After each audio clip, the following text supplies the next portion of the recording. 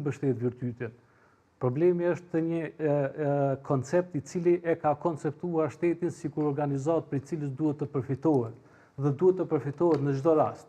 Më thënë, dhe kemi kërkesa banale që të lutën votoj këtë kandidat se ky kandidat do të më financoj projektin tim ose do të më bëj organizatën time, do të mbështes me buxhet organizatën time.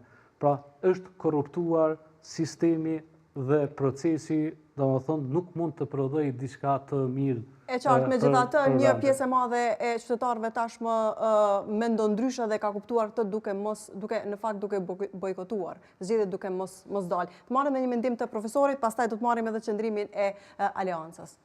Unë mendoj që ishte një votë shumë demokratike, në kuptimin e asaj që një pjesë e madhe nuk e pan vetën të asnjë parti politike. Kjo është një shenjë që ata kërkojnë diçka tjetër, jo ajo që aktualisht ofrojnë këto parti politike, që gjitha.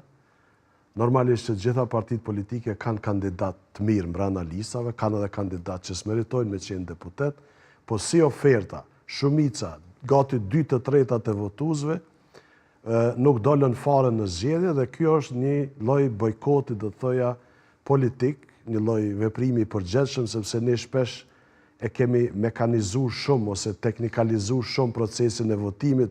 Është obligim qytetar me votu, me dalë me zgjedh.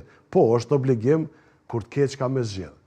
Po kur nuk ke shumë çka me zgjedh, ndoshta më demokratike është mos me dalë fare me zgjedh, si shenjë presion ndaj partive që o përmirësoni ofertat që i keni për ne, ose ne nuk ju votojmë. Ne s'kem çfarë të bëjmë, po të paktën mundemi mos t'ju votojmë.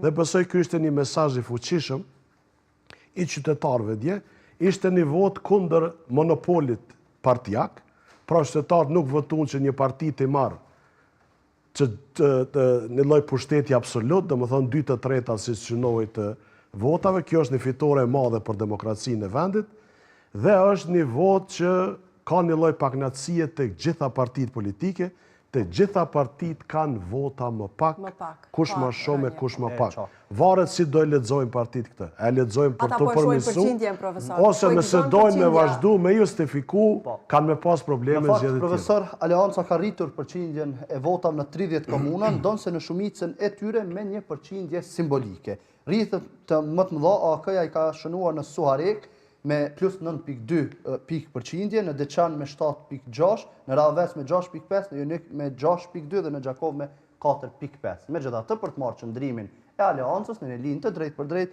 kemi kandidatin për deputet nga kjo parti, Dardan Krasniqi. Dardan, përshëndetje. Ju në përgjithë parë mësafirit që kemi në studio.